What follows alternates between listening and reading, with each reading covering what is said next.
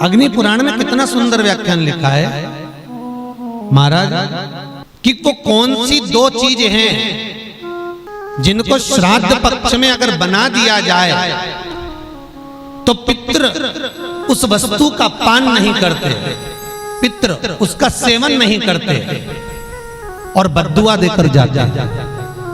वो कौन सी दो चीजें हैं जो श्राद्ध में, श्राद्ध के भोजन में, ब्राह्मण के भोजन में उसका प्रयोग नहीं होता? महाराज अग्नि पुराण, पद्म पुराण और गरुड़ पुराण तीनों में ये लेख मिल जाएगा। बड़े प्रेम से पढ़ेंगे तो मनुस्मृति में भी मिल जाएगा। एक कुमड़ा,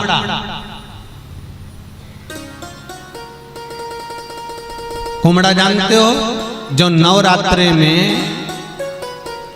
यज्ञ वाले दिन बलि चढ़ती है, वो कुमड़ा जिसका पेठा बनता है, आगरा में पेठा बनता है।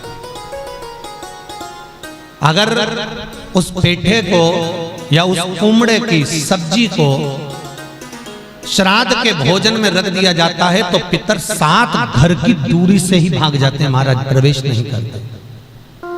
वो जो पेठा होता है आप अनायास कभी खाओ, मना नहीं है, पर श्राद्ध के भोजन में, श्राद्ध के भाग में वो नहीं रखा जाता। श्राद्ध के भाग में वो समर्पित नहीं होता। कितना सुंदर व्याख्यान है महाराज। गर्ग संहिता तो यहां तक कहती है कि अगर ब्राह्मण भोजन करने के लिए बैठे, श्राद्ध का भोजन अगर ब्राह्मण कर रहा है, तिथि का भोजन यदि ब्राह्मण कर रहा है तो 2 चीजें और ना रखें। एक नमक थोड़ी दूरी पर रखें, एक अचार थोड़ी दूरी पर रखें।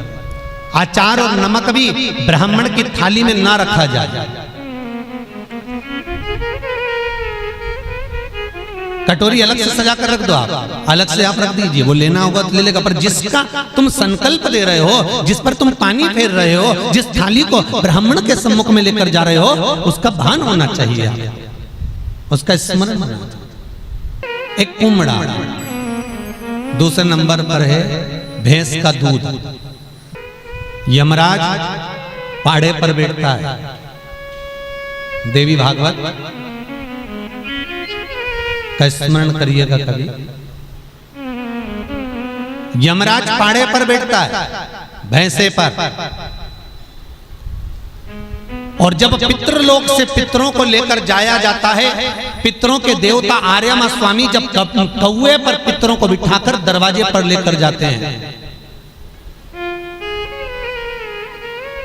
तो यमराज बीच मार्ग में मिलता है महाराज, और यमराज बीच मार्ग में मिलता है तो आर्यमा स्वामी को प्रणाम करता है यमराज, और प्रणाम करता है तब आर्यमा स्वामी कहते हैं यमराज तुम यहाँ कैसे आना होगा? यमराज कहते हैं प्रभु आज पितृलोक भूमि पर जाएंगे और अपने अपने घर का भाग ग्रहण करेंगे। मेरा निवेदन केवल इतना सा है, अगर पृथ्वी पर जाकर ये जिस पाड़े पर मैं बैठता हूं, जिस भैंसे पर मैं बैठता हूं, इसी की कुल की माता अगर भैंस का दूध का अगर पान कर कर आएंगे तो उनको त्राण भोगना पड़ेगा।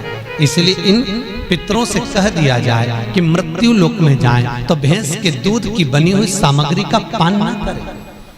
कितना सुंदर व्याख्यान श्राद्ध पक्ष में वर्णन किया गया है कि केवल गौ माता के दूध से अगर आप खीर बना सकते हो तो वो पवाई।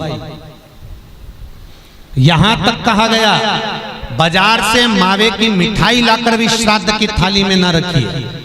घर में हलवा बना लो, सीरा बना लो, बन सके खोपरा पाक बना लो, और बन सके गुलाब जामुन आदि जो सामग्री बनाना है आपको तो वो घर के मावे को सिद्ध कर कर ही बनाई जाए। नहीं तो बेसन की चक्की बना लो, इमरती बना लो, पर उसका प्रमाण हमारे यहाँ एक एक चीज का वर्णन किया गया है महाराज, एक एक चीज।